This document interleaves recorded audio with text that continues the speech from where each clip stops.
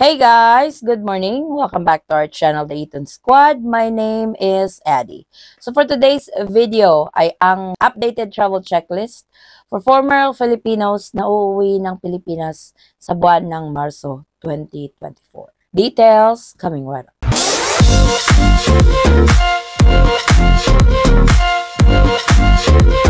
So sa mga former Filipino na uuwi sa Pilipinas para sa buwan ng Marso, ito na po yung mga travel checklist ninyo sa inyong pag-uwi.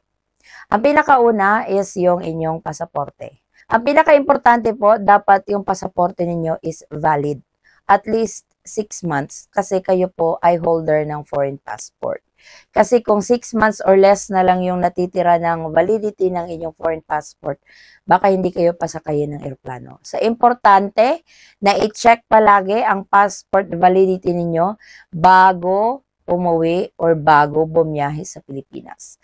Bago din mag-book ng flight, i-check nyo pa rin kasi may mga ilan-ilan tayong kababayan na, Adi, babiyahe ako sa April, pero mag-e-expire na yung passport ko sa September. So, less than 6 months na po yun. Kung nakita nyo na medyo tagilid na yung passport validity, ay mag-renew na po kayo ng pasaporte. Kasi medyo may katagalan po ang pagre-renew ngayon ng foreign passport. So, make sure na ang passport validity ninyo is valid talaga bago bumiyahe sa Pilipinas. Yung ticket, as a former Filipino, exempted po kayo sa return ticket. Pwede po kayong bumiyahe sa Pilipinas on a one-way ticket. Paano po ito gawin? Kasi as a foreign passport, ang mga airline medyo strict sila.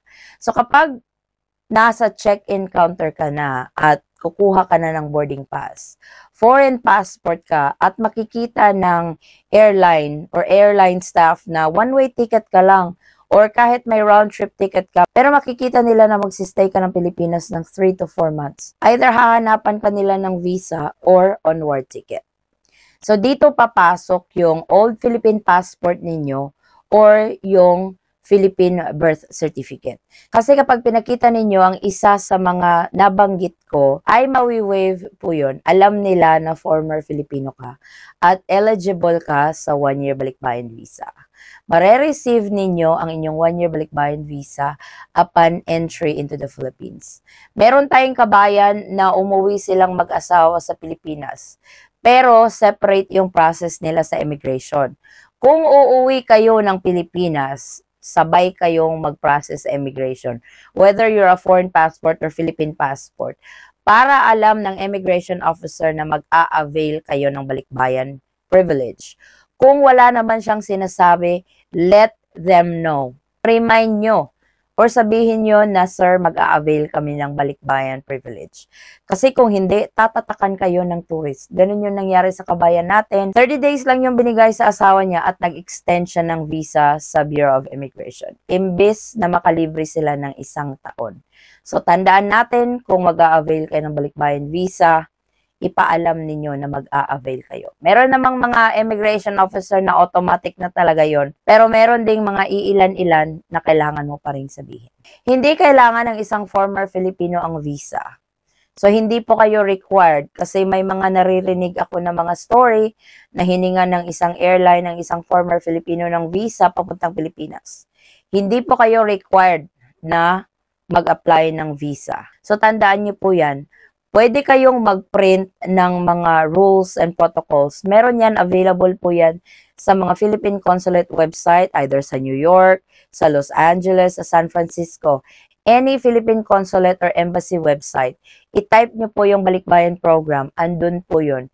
Kung gusto nyong manigurado, i-print nyo po yun just in case yung nagki-cater sa inyo na airline staff, hindi nila alam yung balikbayan program.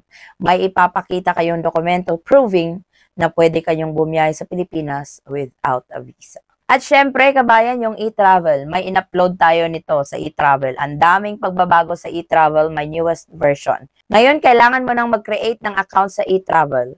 Ang pag-create ng account sa e-travel, anytime po yun. Kahit pa yung biyahe mo, matagal pa, pwede ka na mag-create ng account kasi pwede ka mag-log in, pwede ka mag-log out.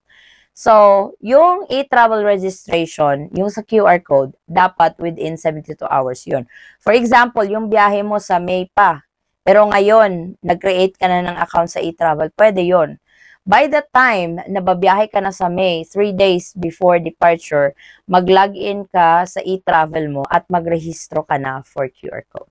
Ganun lang po yun. Eto, may mga katanungan pa rin tayo sa ating mga kabayan when it comes to vaccination or COVID-19. Hindi na po ito hinahanap kasi yung COVID-19 restriction sa Pilipinas, matagal na pong nakalift yon. So whether you are vaccinated or unvaccinated, makakapasok ka. Wala na rin po yung mga RT-PCR test or antigen, hindi na po yun required. Kasi matagal na po yung winala ng Philippine government. Yung travel insurance naman, optional yun, kabayan. Kung gusto mong kumuha, pwedeng-pwede. Just make sure yung travel insurance na kukunin mo ay magagamit mo sa Pilipinas. Kasi may mga ilan-ilang travel insurance na hindi siya pwede overseas. So, i-check nyo maigi na yung travel insurance na bibilhin nyo is magagamit nyo kapag kailangan mong gamitin habang nasa Pilipinas ka. Yung baggage declaration at currency declaration, may mga na-upload din tayo mga videos nito explaining at bilang guide na rin kung ano yung mga dapat yung i-declare, ano yung mga hindi na kailangang i-declare, at magkano ba yung pera na dadalhin para hindi mo na kailangang i-declare. Sa baggage declaration naman, may in-upload din tayong video. I-check nyo po yun. I-check nyo din maigi yung mga items na prohibited, yung bawal dalhin sa Pilipinas. So, kung medyo nalilito pa rin kayo kung ano yung mga dapat i-declare at ano yung mga hindi na dapat i-declare, please feel free to check out the channel. Pagdating naman sa pera, kung yung dala niyo is less than 10,000 US dollars, hindi na po yun kailangan i-declare. Doon lang po i-declare kung more than 10,000 US dollars. Hindi naman masama ang mag-declare, kabayan. Wala naman yung kaparusahan or hindi naman nila iko-kumpiska yung dala mo kapag nag-declare ka. Kailangan mo lang talaga i-declare kung sobra-sobra na yung dala mo. Sa baggage declaration, kung yung dala mo is for commercial quantities, meaning i-resell mo yon, yung box by box na talaga yung dala mo, i-declare mo talaga yon. At gaya nga ng sabi ko, sa pera naman, kung more than 10,000 US dollars, i-declare mo yon, kabayan. Gusto ko lang idagdag doon sa mga former Filipinos na kasama yung mga asawa nilang foreigner na uuwi ng Pilipinas, dalhin ang inyong marriage certificate kasi minsan hinihingi, minsan hindi. Mas mabuti na yung ready kayo. Mas mabuti yung andyan yung dokumento kapag hiningi nila. Kapag naman kasama ninyo ang inyong mga foreign kids, dalhin ang kanilang mga birth certificate para maka-avail din sila ng 1-year balikbayan visa. Just in case gusto niyo pa rin magstay sa Pilipinas, kahit malapit na mag-expire yung 1-year balikbayan visa ninyo, pwede naman kayo mag-extend. Pero may bayad na ito, kabayan. Pumunta lang po kayo sa pinakamalapit na Bureau of Immigration at mag-extend ng inyong visa. Pwede din online. Available na rin ito online.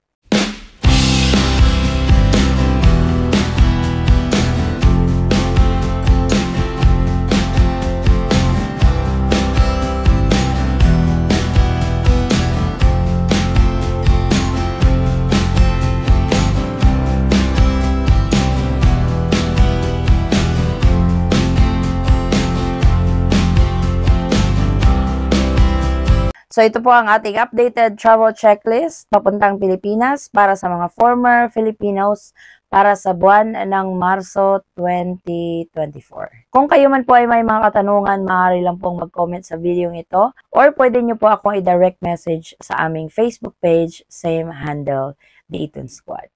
Muli, kabayan, ako'y nagpapasalamat sa inyong patuloy na pagsubaybay, suporta, tiwala sa aming channel, The Eton Squad. Naway ang inyong biyahe papuntang Pilipinas ay maging hassle-free, stress-free, at worry-free. Tandaan lang po lagi, mag-ingat po tayo, laging handa sa mga posibleng mangyayari kapag kayo ay nasa biyahe. Mag-ingat po kayo lagi, stay safe, stay healthy, and God bless everyone.